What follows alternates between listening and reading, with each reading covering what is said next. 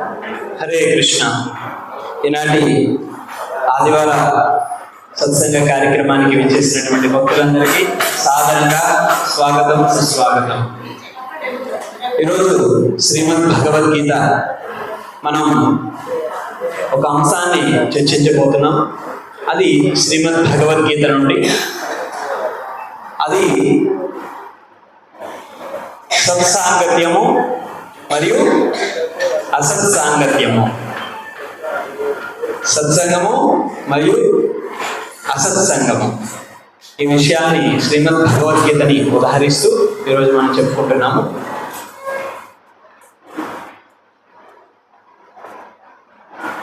శ్రీమద్ భగవద్గీతలో సాక్షాత్ శ్రీకృష్ణ భగవానుడు మనందరికీ తెలియపరుస్తూ ఉన్నారు. మచ్చిత్త మద్గత ప్రాణ బోధయంత పరస్పరం కదాయంతస్య మాం నిత్యం తుష్యంతి చ రమంతి చ అని కృష్ణుడు తెలియజేస్తున్నారు. అంటే భక్తుల యొక్క ఆలోచనలు ఏ విధంగా ఉండాలి, ఇది చతుశ్లోకి భగవద్గీత అని చెప్పి అంటారు. ఈ చతుశ్లోకి భగవద్గీత అంటే 4 శ్లోకాలలో భగవద్గీత సారమంతా తెలుసుకోవచ్చు. అక్కడ ఉన్నాయి చూడండి వరుసనే. అహం సర్వస్య ప్రభవో అనేటువంటి 10వ అధ్యాయంలో శ్లోకం, మచ్చిత్త మద్గత ప్రాణ అనేటువంటి అది కూడా 10వ అధ్యాయంలోనే. అలాగే తేషాం సతతయుక్తానాం భజతాం ప్రీతిపూర్వకం, ఇది కూడా 10వ అధ్యాయంలోనే. ఇక్కడ తేషామే వాంకపార్థ అనేటువంటి ఇది కూడా 10వ అధ్యాయంలోని శ్లోకాలు. 8, 9, 10, 11 ఈ 4 శ్లోకాలు శ్రీమద్ భగవద్గీత యొక్క సారము. అంటే శ్రీమద్ భగవద్గీతని 4 శ్లోకాల్లో ఎలా చదవగలుగుతాం అంటే ఈ 4 శ్లోకాల్లో మనం చదవచ్చు.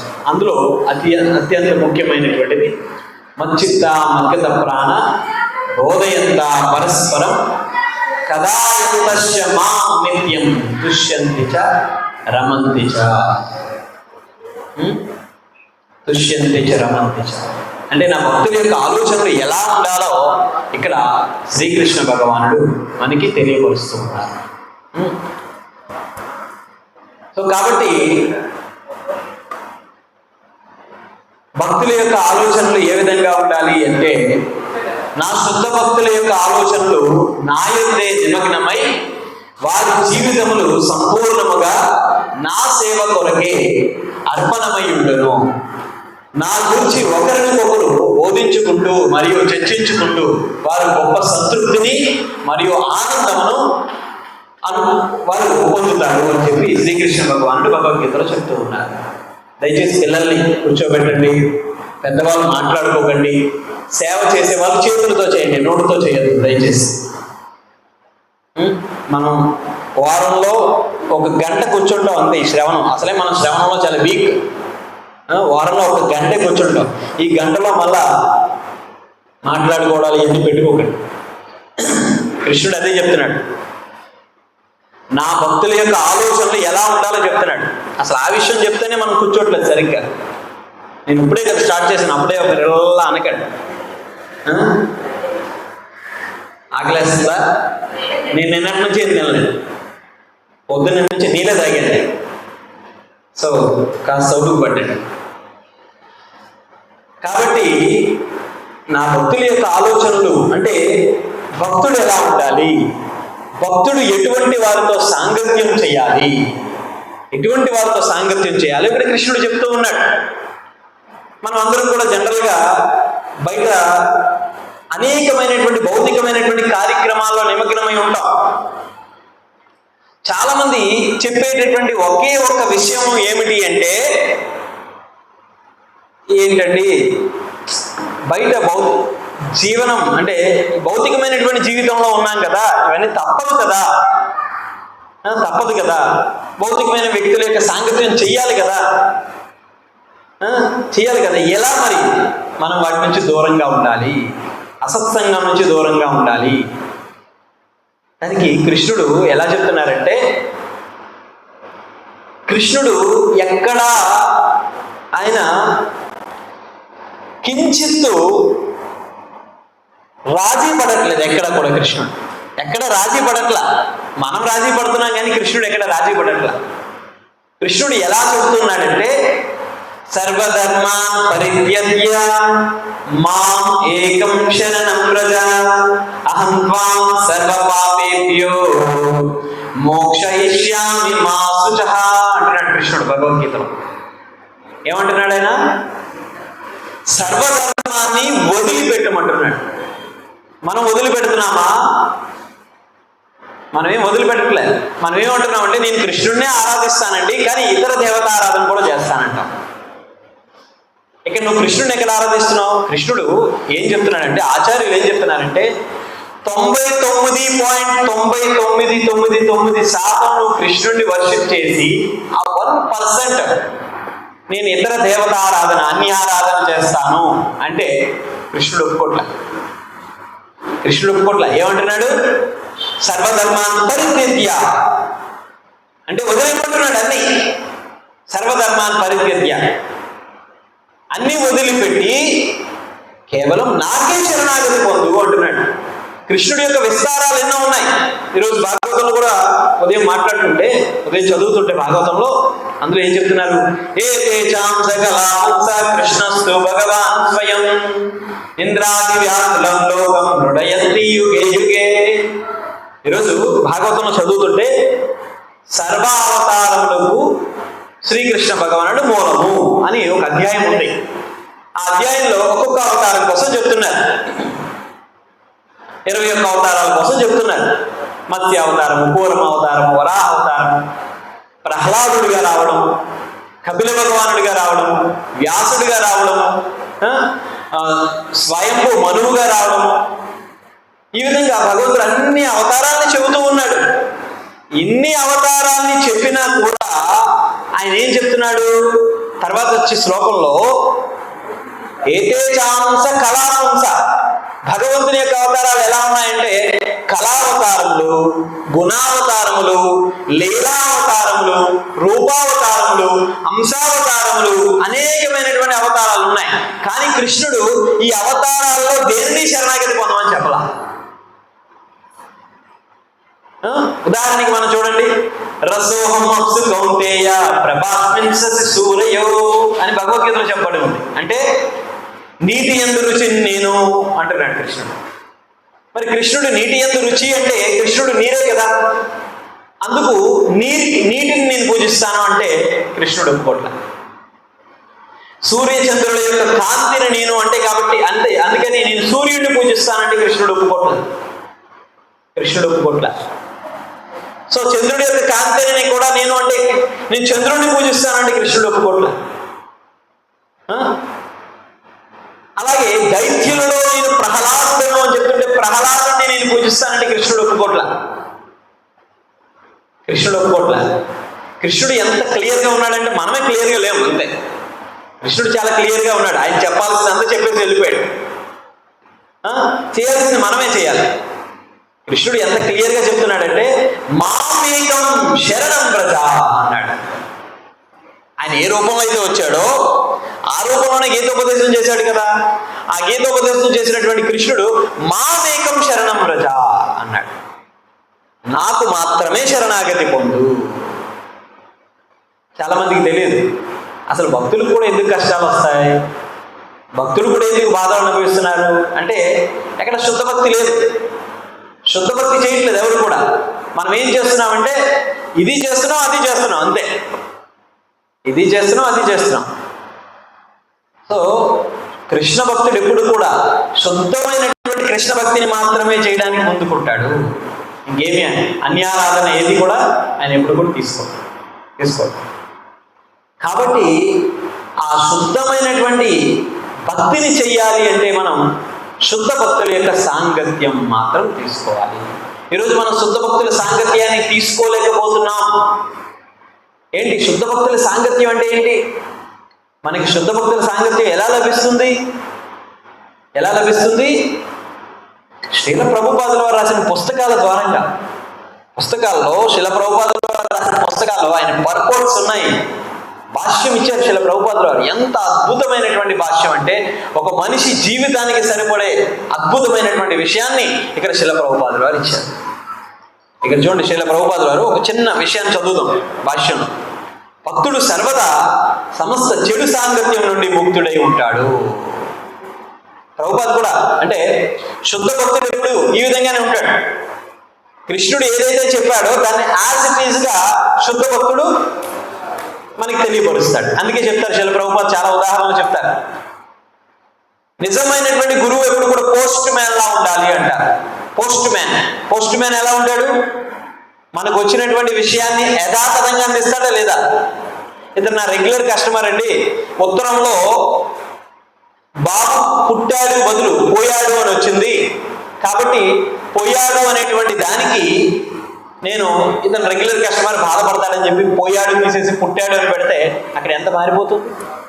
లేదా పుట్టాడు బదులు పోయాడు అని రాస్తే వీడంటే నాకు నచ్చదు కాబట్టి వీడు ఆనందంగా ఉండకూడదు, వీడు దుఃఖించాలని చెప్పి ఇష్టం వచ్చినట్టు రాసేస్తే అలా రాస్తాడా postman? As it is గా వచ్చిన దాన్ని మనకి అందిస్తాడు. సో కాబట్టి నిజమైనటువంటి ఒక ఆధ్యాత్మిక గురువు, శుద్ధ భక్తుడు యాజ్ ఇట్ ఈజ్ గా భగవంతుడు ఇచ్చినటువంటి సందేశాన్ని యథాతథంగా మనకు అందిస్తాడు. అందుకని ఇక్కడ ప్రభుపాదుల వారు రాసినటువంటి భగవద్గీతకి ఏం పేరుంది? భగవద్గీత యథాతథము. Bhagavad Gita as it is Srila ప్రభుపాదుల వారు రచించింది. అందుకే శిల ప్రభుపాదులు ఇక్కడ భాషను కూడా ఏం చెప్తున్నారు? భక్తుడు సర్వదా సమస్త చెడు సాంగత్యం నుండి ముక్తుడై ఉంటాడు. నువ్వు చెడు సాంగత్యానికి ఇంకా వెంపలెత్తుతున్నావు అంటే నువ్వు భక్తుడు కాదు. ఎప్పుడు కూడా అంటే అలాగంటే అదేంటి ప్రభుజీ ఎలా అంటారు? మరి మనం వాళ్ళందరికీ ప్రీచ్ చేస్తేనే కదా, ప్రచారం చేస్తేనే కదా. ఈరోజు సమాజంలో 90% మంది చెడ్డ సాంగత్యమే కదా ఉంది, మంచి సాంగత్యం ఏమైనా ఉందా? నిన్న అక్కడ పెద్ద అంత ఉత్సవం జరిగింది. ఆ ఉత్సవంలో ఎంతమంది సత్వగుణంలో ఉండి ఉంటారు చెప్పండి? సత్వగుణంలో ఎంతమంది ఉంటారు? నేను మన వాళ్ళు పుస్తకాల స్టాల్ పెట్టారు. అసలు ఈ పుస్తకాలు కొనాలంటే వాడు సత్వగుణంలో ఉండాలి. ఆ సత్వగుణంలో ఉండే వాళ్ళు ఎంతమంది ఉంటారు అక్కడ? 99% అంతా రజోగుణము తమో గుణం వాళ్ళే ఉంటారు అక్కడ అంతా. ఏంటి రజోగుణం తమో గుణం యొక్క లక్షణం ఏమిటి? కృష్ణుడు 17వ అధ్యాయంలో చెప్తాడు. రజోగుణము తమో గుణం యొక్క లక్షణాలు ఎలా ఉంటాయంటే, రజోగుణం వాడు ఎప్పుడు కూడా ఈ కంటికి ఏదైతే ఆనందం అనిపిస్తుందో దానిని అనుభవించాలి అని చెప్పి అనుకుంటాడు ఎప్పుడు కూడా. ఆ అనుభవించాలి అనేటువంటి క్రమంలో అది పొందని పక్షంలో వాడు ఎంతటి దారుణానికన్నా ఉడిగంటాడు, ఎంత దారుణానికన్నా చేయడానికి సిద్ధమైపోతాడు. ఇవి మనం చూస్తుంటాం సమాజంలో. ఇంకా తమో గుణంలో ఉండేవాడు తనకి ఏది అవసరమో దాన్ని తీసుకోవడానికి సిద్ధంగా ఉండడు, ఏది అవసరం కాదో దాన్ని తీసుకోవడానికి వాడు సిద్ధమైపోతాడు. ఏది అవసరమో మనిషి యొక్క యోగ్యతకి అంటే బాగుపడడానికి ఏది అవసరమో గీతా జ్ఞానం, దీన్ని తీసుకోవడానికి ఇష్టపడ్డాడు. అక్కడ చాలా ఉంటాయి చూడండి, అమ్మకానికి బోల్డ్ వస్తువులు పెడతారు, వాటి మీద ఆకర్షితులవుతారు కానీ ఈ దివ్య జ్ఞానాన్ని తీసుకోవడానికి ఆసక్తి చూపరు. అందుకని చెప్తున్నారు శిల ప్రభుపాదులు, భక్తుడు సదా అభక్తుల యొక్క చెడు సాంగత్యానికి దూరమై ఉంటాడు. ఏంటి చెడు సాంగత్యం అంటే? చెడు సాంగత్యం అంటే ఎవరో వచ్చి మనకు అసోసియేషన్ ఇవ్వాల్సిన పని లేదు. చెడు సాంగత్యం మనం చూస్తున్నాం, అక్కడ అంత పెద్ద స్టేజ్ వేశారు, ఆ స్టేజ్ మీద మంచి మ్యూజిక్ వస్తుంది, మంచి సినిమా పాటలు వస్తుంది, అది చెడు సాంగత్యమే. అసలు వినడం కూడా చెడు సాంగత్యమే, సినిమా చూడడం చెడు సాంగత్యమే, టీవీ చూడడం చెడు సాంగత్యమే, సీరియల్స్ చూడడం చెడు సాంగత్యమే, ఇవన్నీ చెడు సాంగత్యమే. మనకి ఎవరో వచ్చి బ్యాడ్ అసోసియేషన్ మనకి ఇవ్వాల్సిన పని లేదు. మన చుట్టూ ఎన్నో అవకాశాలు ఉన్నాయి చెడిపోవడానికి అనేకమైన అవకాశాలు ఉన్నాయి మనకి. సో భక్తుడైనవాడు ఇవన్నీ చూడాలనుకోడు, ఇవన్నీ ఎంజాయ్ చేయాలనుకోడు. సో కాబట్టి మనిషి ఒకప్పుడు స్తుతించబడతాడు, మరొకడు అవమానించబడతాడు ఒక్కొక్కసారి. ఇది మానవ సహజ స్వభావము. కానీ భక్తుడు సదా కృత్రిమమైన మానవమానాలకు మానవ సహజ స్వభావం. కానీ భక్తుడు సదా కృత్రిమమైన మానవమానాలకు సుఖదుఖాలకు అతీతుడై ఉంటాడు. ఎందుకు మనం భక్తుడి యొక్క సాంగత్యం తీసుకోవాలి అంటే, భక్తుడు ఏ విధంగా ఉంటాడంటే ఎప్పుడు కూడా నీ భౌతిక జగత్తులో కృత్రిమమైన అంటారు శిల ప్రభుపాదుల వారు. అంటే ఈ జగత్తులో వచ్చేటటువంటి మానవమానాలు ఏవైతే ఉన్నాయో, ఒక్కొక్కసారి మనల్ని అందరూ పొగుడుతారు, పైకి ఎత్తేస్తారు అంతా. ఒక్కొక్కసారి ఏం చేస్తారు, దూషిస్తారు, కింద దించేస్తారు. అంటే ఇక్కడ ఎప్పుడు శాశ్వతంగా మనకి గౌరవాలు అందవు, ఎప్పుడు శాశ్వతంగా మనం కీర్తింపబడము. మనం అనుకోవచ్చు, మనం చూస్తున్నాం ఎంతమంది నాయకులు, ఒకప్పుడు కీర్తింపబడినటువంటి నాయకులంతా కూడా మనం చూడొచ్చు. తమిళనాడులో సినిమా యాక్టర్స్కి గుళ్ళు కట్టేశారు, ఇప్పుడు ఆ గుళ్ళు కూల్చేస్తున్నారు. ఇక్కడ కూడా అంతే కదా, సందుకు ఒక విగ్రహం, వీధికి ఒక విగ్రహం, సెంటర్కి ఒక విగ్రహం కట్టేస్తారు. ఆ పదవి నుంచి వాడు పోయిన తర్వాత ఆ విగ్రహానికి చూసుకునే దిక్కే లేదు ఎవరికి. కాకులు రెట్లేస్తాయి, కనీసం చేతిలో కర్ర కూడా ఉండదు. అమ్మో కర్రతో కొడతాడేమో, కాకి రెట్టేయకూడదు అని చెప్పి అది కూడా ఉండదు కదా. సో కాబట్టి ఈ జగత్తులో ఏ విధంగా ఉంటామంటే మనం కృత్రిమమైనటువంటి ఈ జయాపజయములు మానాపమానములు అన్నీ కూడా. కానీ భక్తుడు ఈ కృత్రిమమైనటువంటి మానాపమానాలకి చెలించడు. శీతోష్ణ సుఖ దుఃఖేషు సదా మానాపమానయో అని చెప్తున్నారు. ఈ శ్లోకంలో కూడా అదే చెప్తారు. సమశత్రౌచ మిత్రేచ తథా మానాపమానయో శీతోష్ణ సుఖ దుఃఖేషు సమసంగ వివర్జితః తుల్య నిందామౌని సంతుష్టో ఏన కేనచిత్ అనికేతాద్భక్తి మామే ప్రియో నరః. అంటే శత్రుమిత్రుల పట్ల సమంగా ఉండేవాడు, మానాపమానాల్లో, శీతోష్ణాలలో, సుఖదుఖాలలో, నిందాస్తుతులలో సమచిత్తము కలిగినటువంటి వాడు, దుష్ట సాంగత్యం నుండి సర్వదా దూరంగా ఉండేవాడు, ఎల్లప్పుడూ మౌనంగా ఉండేవాడు, దేనితోనైనా సంతృష్టి చెందేవాడు, నివాసం ఏదైనా పట్టించుకోనివాడు, జ్ఞానంలో సుస్థిరుడు, భక్తియుత సేవలో నెలకొన్నవాడు అయిన మనుషుడు నాకు అత్యంత ప్రియుడు. చాలా మంది అంటారు, ఏమిటి ఎందుకు భక్తుల సాంగత్యమే చేయాలి, అభక్తుల సాంగత్యాన్ని వదిలిపెట్టాలి, భక్తుల సాంగత్యాన్ని తీసుకోవాలి. ఇప్పుడు చూద్దాం, ఎవరు అభక్తులు, ఎవరు భక్తులు. ఉదాహరణకి మనం భక్తి చేయడానికి వస్తున్నాం. మన తల్లిదండ్రులు అభక్తులు, భక్తి చేయట్లేదు. ఇప్పుడు ఏం చేయాలి? వాళ్ళని ఏం చేయాలండి? మన భార్య అభక్తురాలు, మన బిడ్డలు అభక్తులు, ఏం చేయాలి వాళ్ళని? అసలు మార్చాలంటే ముందు మనం స్థిరంగా ఉండాలి కదా, మనం వెళ్ళి మారిపోతే. అందుకు శీల ప్రభుపాదులు ఒక ఉపన్యాసంలో చెప్తారు, వదిలిపెట్టాలంటున్నారు. వదిలిపెట్టేయాలి, తల్లిదండ్రులను వదిలిపెట్టేయండి, భార్యాభర్తలను వదిలిపెట్టేయాలి, బిడ్డలను వదిలిపెట్టేయాలి. అంటే వదిలిపెట్టడం అంటే ఎలా? ఉదాహరణ చూడండి, ఒక భార్య భర్త ఇంట్లో గొడవైంది, ఏం చేస్తారు? నీకు నాకు గొడవైంది కాబట్టి ఈ రోజు నుంచి నేను ఇంటి నుంచి బయటికి పోతున్నాను అంటారా? ఒకే చోట ఉంటారు, ఏం చేస్తారు? ఒక 2 రోజులు మాట్లాడుకోరు కదా, 2 రోజులు మాట్లాడుకోరు. ఇది ప్రభుపాదుల వారు చెప్పి దీన్ని మెయింటైన్ చేయమంటారు. అంటే మాట్లాడుకుంటే పాపం భర్తకి భోజనం పెడుతుంది, భర్తకి స్నానంకి వెళ్తే టవలేస్తుంది, అన్నీ చేస్తుంది, కానీ మాట్లాడదు అంతే. అదే విధంగా మనం అభక్తుల యొక్క సాంగత్యంలో ఉంటే చేయాలంటే చిన్న లాజిక్ ప్రభుపాదుల వారు చెప్తారు. వాళ్ళతో ఎంతవరకు మనం అసోసియేషన్ అవ్వాలో అంతవరకు అసోసియేషన్ అవ్వాలి, అంతే. వాళ్ళతో ఏం కావాలో మనం అంతవరకు అసోసియేషన్ అవ్వాలి, సాంగత్యాన్ని తీసుకోవాలి. మిగతా సాంగత్యాన్ని మనం భక్తులతో ఉండాలి. మరి భక్తుల యొక్క సాంగత్యం మనకి ఎప్పుడు దొరకదు కదా. నేను ఒక వీడియో పెట్టాను యూట్యూబ్లో, అందులో హౌ టు అంటే బెస్ట్ టిప్స్ ఫర్ రీడింగ్, ఎలా మనం చదవాలి, అందరూ కూడా చదివేస్తారు. ఎలా అంటే కంటగా చదివేస్తారు. కొంతమంది చూస్తుంటాం మనం భగవద్గీతని మొదటి శ్లోకం నుంచి చివరి శ్లోకం వరకు, చివరి శ్లోకం నుంచి మొదటి శ్లోకం వరకు అటు ఇటు తిరగా మరగా చదివేస్తారు. కొంతమంది ఎంతటి మనం ఇచ్చినటువంటి పారాగ్రాఫ్ ని విత్ ఇన్ సెకండ్స్ లో అలా స్కాన్ చేసి అప్పచెప్పేస్తారు. కానీ ఇది చక్కని రీడింగ్ అంటే అది కాదు ఉత్తమమైన రీడింగ్. ఉత్తమమైనటువంటి రీడింగ్ ఏంటంటే ఆ పుస్తకాన్ని మన జీవితం అనుకోవాలంట.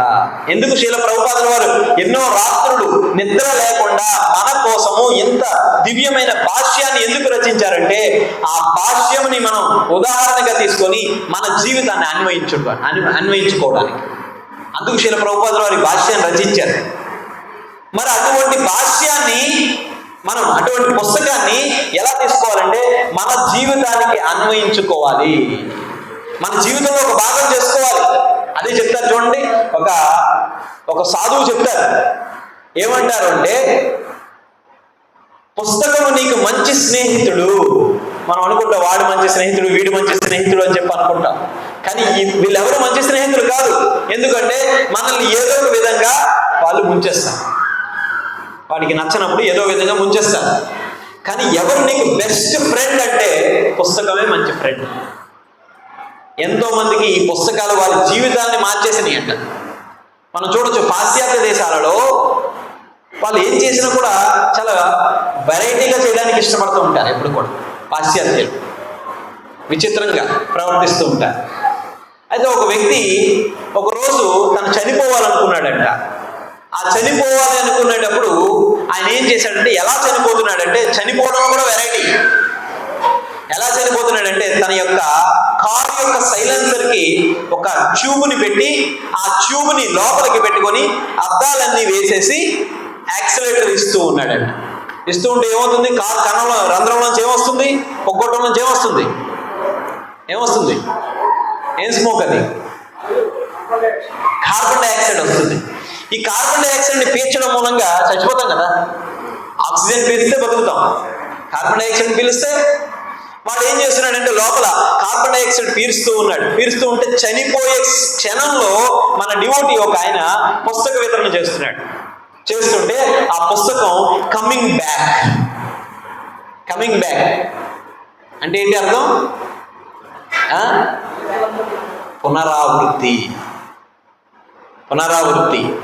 ఇలా పెట్టాడు ఆయన ఫ్రంట్ అద్దం మీద. లోపల ఏం జరుగుతుందని చెప్పి ఇలా పెట్టాడు అద్దం మీద. అది చూడగానే ఆయనకి కమింగ్ బ్యాక్ అనిపించింది. ఒక్కసారి ఏంటి కమింగ్ బ్యాక్ అని చెప్పి ఆయన మళ్ళా బ్యాక్ వచ్చి అది తీసుకొని ఆ పుస్తకాన్ని ఆయన అడుగుతున్నాడు. లోపల నుంచి డివోటీ అడుగుతున్నాడు, ఏం చేస్తున్నావు అంటే నా కష్టాలను చూసి భరించలేక చనిపోదాం అనుకుంటున్నాను అన్నాడు. ఒకసారి ఈ పుస్తకం చదివి చనిపో అన్నాడు. ఆ పుస్తకం చదవగానే ఆ పుస్తకం ఇప్పటికి పునరావృత్తి అని తెలుగులో ఉంటుంది చూడండి. ఆ పుస్తకం చదువుతుంటే మన జీవితం అంటే మనతో పోలిస్తే చీమ జీవితం చాలా తక్కువ కదా. చీమ ఎన్ని రోజులు బతుకుతుంది? 1-2 రోజులు మహా అయితే. ఆ 2 రోజుల్లోనే జన్మ అంటే బాల్యము, యవనము, కౌమారము, ముసలితనము ఇవన్నీ వచ్చేస్తాయి దానికి. ఇవన్నీ వచ్చేస్తాయి ఆ 2 రోజుల్లోనే. మనం అనుకుంటాం దాని జీవితంతో పోలిస్తే మన జీవితం చాలా 100 సంవత్సరాలు ఉంది అని చెప్పి అనుకుంటాం. తాబేలు తెలుసు కదా, నీటిలో తాబేలు, అది ఎన్ని సంవత్సరాలు జీవిస్తుంది? కనీసం తక్కువ అంటే 500 ఏళ్ళు బతుకుతుంది. 500 ఏళ్ళు బతుకుతుందంట తాబేలు. దాని జీవితంతో పోలిస్తే మన జీవితం ఎంత కదా. ఇవన్నీ విషయాలు ఆ పునరావృత్తి అనేటువంటి గ్రంథంలో పునర్జన్మ వృత్తాంతము ఇవన్నీ దాంట్లో తెలియపరుస్తున్నారు శ్రీల ప్రభుపాదులు. అప్పుడు జీవితం యొక్క నిజమైన లక్ష్యాన్ని తెలుసుకొని ఆయన ఇప్పుడు ఇస్కాన్లో గొప్ప భక్తుడిగా ఉన్నాడు. సో కాబట్టి మనిషి జీవితము దేనికోసము? కాబట్టి మనం భక్తుల యొక్క సాంగత్యాన్ని తీసుకోవడానికి ప్రయత్నం చేయాలి. ఎప్పుడైతే మనం భక్తుల యొక్క సాంగత్యాన్ని తీసుకుంటామో అప్పుడు భగవంతునికి ప్రియులవుతాము. ఎందుకు మనం భక్తుల సాంగత్యాన్ని తీసుకోవాలంటే భగవంతునికి ప్రియం అవడం. భగవంతునికి అభక్తుడంటే ఇష్టం లేదు, భక్తుడంటేనే ఇష్టం. కాబట్టి భక్తుల యొక్క సాంగత్యాన్ని మనం తీసుకోవడానికి ప్రయత్నం చేయాలి. అభక్తుల సాంగత్యం ఎప్పుడు కూడా మనల్ని ఏం చేస్తుంది? ఎంతో దూరానికి తీసుకెళ్ళి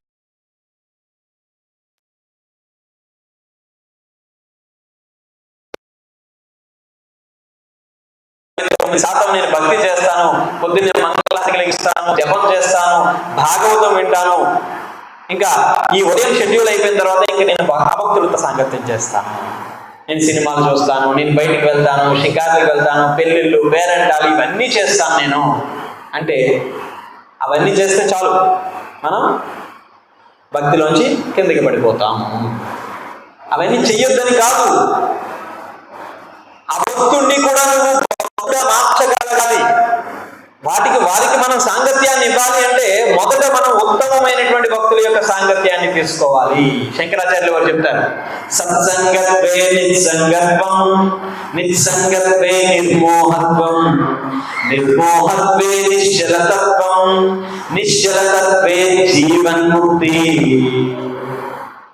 సత్సంగత్వే నిస్సంగత్వం. ఎప్పుడైతే మనం సత్సంగత్యాన్ని కోరుకుంటామో, నువ్వు ఉత్తమమైనటువంటి రుచిని ఎప్పుడైతే ఆస్వాదిస్తావో అధమమైనటువంటి రుచిని కోల్పోతావు.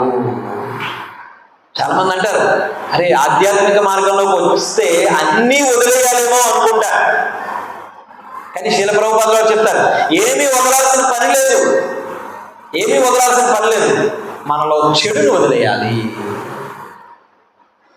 మన శరీరంలో ఒక్కొక్కసారి చూస్తుంటాం మనం షుగర్ పేషెంట్స్, వాళ్ళకి విపరీతమైనటువంటి షుగర్ ఎక్కువ పెరిగిపోయి కాలుకి ఏదో దెబ్బ తగులుతుంది.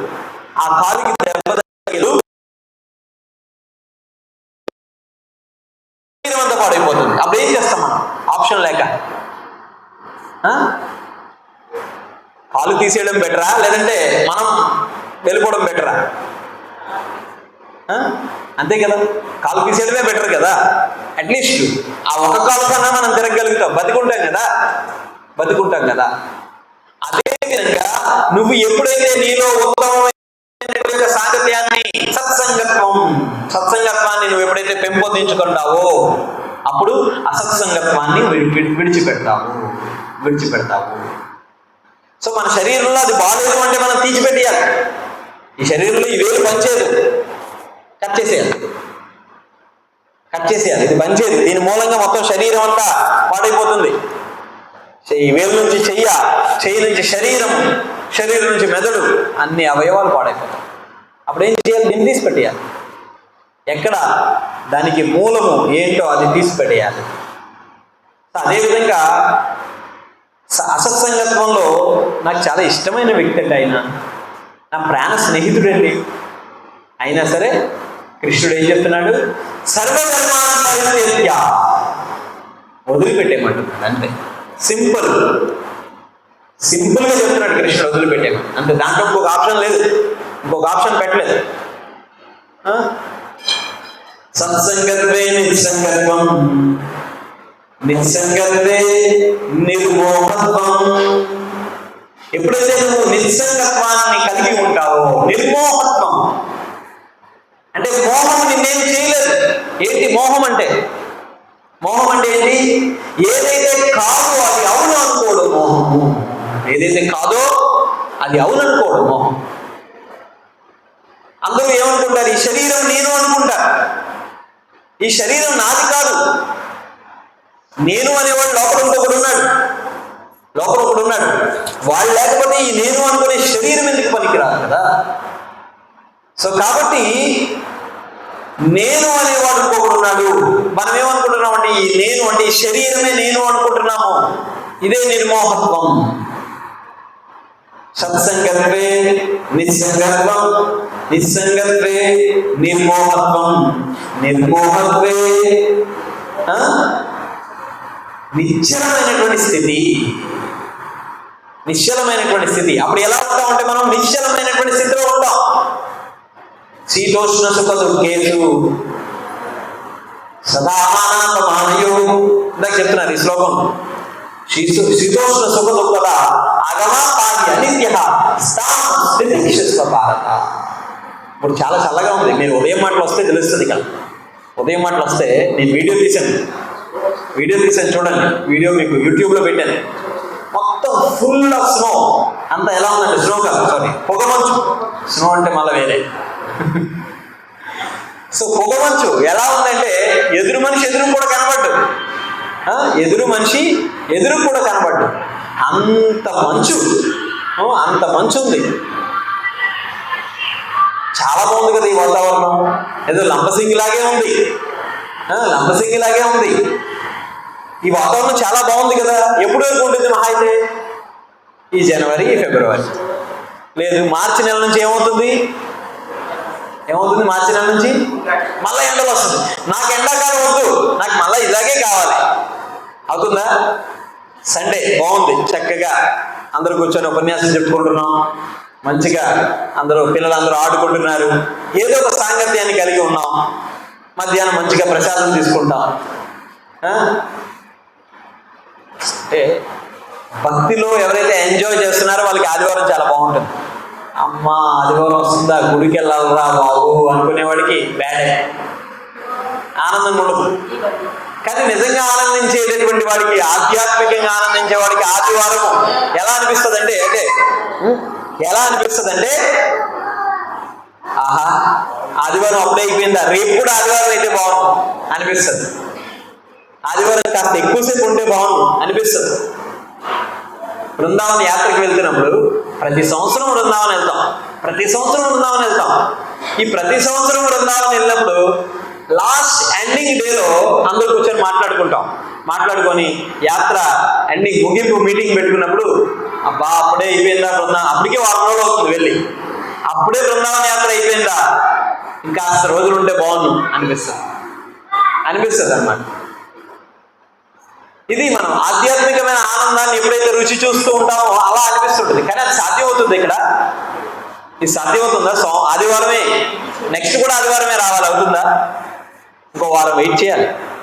వచ్చేది ఇప్పుడు చలికాలం, వచ్చేది ఎండాకాలం. లేదు అది కూడా చలికాలం ఉంటే బాగుంది, ఎంత బాగుంటుందో. అవుతుందా?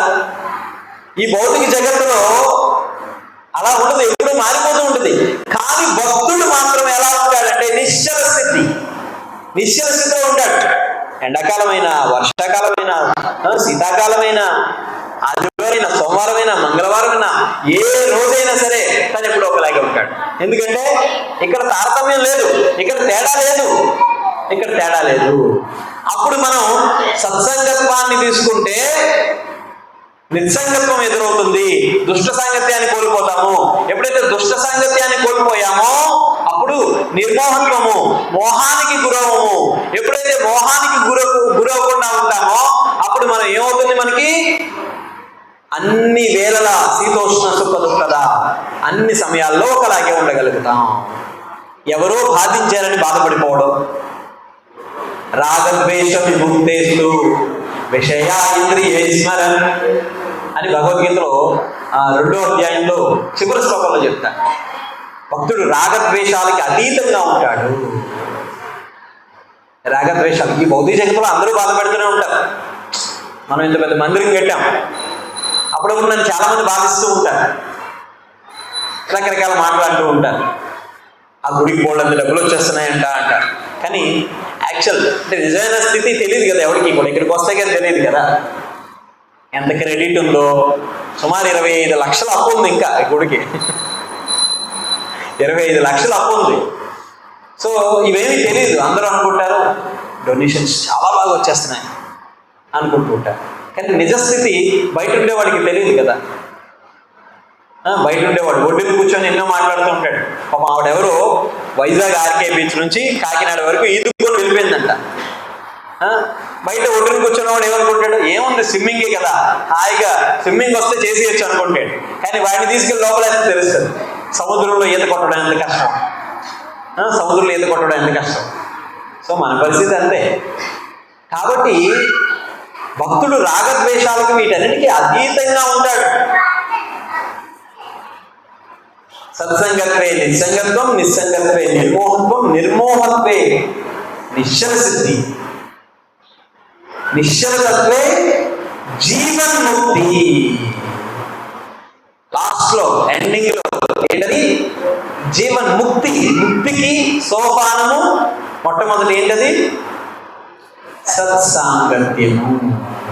భక్తుల యొక్క సాంగత్యం తీసుకోవాలి. అభక్తులు అంటే మనకి చెడు సాంగత్యానికి ఇవ్వడానికి మనం ఎక్కడికో పోవాల్సిన పని లేదు కదా, అన్ని రెడీగా ఉన్నాయి లేదా? ఏంటి రెడీగా ఉన్నాయి చెడు సాంగత్యానికి? ఏమున్నాయి? చేతిలో సెల్ ఉంది, ఇంట్లో టీవీ ఉంది, పక్కింటి ఆవిడ రెడీగా ఉంది మాట్లాడడానికి, ఎదురింటి ఆవిడ రెడీగా ఉంది మాట్లాడడానికి, కూరగాయలు ఆవిడ కబుర్లు చెప్పడానికి రెడీగా ఉంది, అన్నీ రెడీగానే ఉన్నాయి కదా. ఆదివారం అయితే చాలు, ఏం వెళ్తావు గుడికి, సరదాగా అలా ఒక ట్రిప్ వెళ్దాం ఎక్కడికన్నా అంటారు. సో వీటి మూలంగా ఏమైతే ఆనందం అయితే రాదు. అంటే భక్తుడిగా ఉండేవాడికి ఈ సరదాలు, ఈ సంబరాలు, ఈ డ్యాన్సులు, ఈ పెద్ద పెద్ద డీజేలు ఇవేమి హ్యాపీనెస్ ఏమీ అనిపించవు. అవి మనం వాటిలోకి వెళ్ళినా కూడా అవి మన మీద ఎఫెక్ట్ చూపించవు. మనం మేము పుస్తకాల స్టాల్ పెట్టాం ఇక్కడ వేల్పుల వీధిలో. అక్కడ ఓ దుబ్ దుబ్ దుబ్ అని సౌండ్లు పెట్టేస్తున్నారు. అవి ఎలా ఉన్నాయంటే గుండెలు హార్ట్ స్ట్రోక్ ఉన్నవాడు పోతాడు కూడా. కానీ ఈ భగవద్గీత ప్రచారంలో అవేమి ఇంత కూడా నొప్పి అనిపించలా, అసలు తెలియలేదు అక్కడ జరుగుతున్నట్టు కూడా ఈ భగవద్గీత ప్రచారం చేస్తుంటే. సో భక్తుణ్ణి ఈ బాహ్యమైనటువంటి విషయాలు ఏవి కూడా కలత చెందించవు. మరి కలత చెందకుండా ఉండాలంటే నువ్వేం చేయాలి? కృష్ణుడు ఒక్కడే చెప్తున్నాడు, సర్వధర్మాన్ పరిత్యజ్య మామేకం శరణం వ్రజ. 99.999% నేను అన్ని వదిలిపెట్టి కృష్ణుడిని సేవిస్తాను, 1% నా శరీరం ఎంజాయ్మెంట్కి వదిలేస్తానంటే కృష్ణుడు ఒప్పుకోట్ల. నువ్వు ఎంత శరణాగతి పొందాలంటే అన్యాభిలాషిత శూన్యం. ఏమన్నాడు? అన్యాభిలాషిత, అన్యమైనటువంటి అభిలాషలు ఎలా ఉండాలన్నాడు కృష్ణుడు? శూన్యం అంటే ఏంటి? సున్నా, అవే ఉండకూడదు. అన్యాభిలాషిత శూన్యం. అది అలా ఉండగలిగితే మనం కృష్ణుడు మనతో ఉంటాడు. ఎందుకు మనతో కృష్ణుడు లేడు? నేను భక్తుడినేనండి, నాకేమి ఎందుకు కృష్ణుడు నన్ను ఏం ఆదుకోవట్లేదు, నాకు ఎప్పుడు కష్టాలు వస్తూనే ఉంటాయి, నేను అప్పుల్లో కూరుకుపోయాను. ఎందుకు కష్టాలు వస్తున్నాయి? నువ్వేం కృష్ణుడికి పూర్తి శరణాగతి పొందలేదు.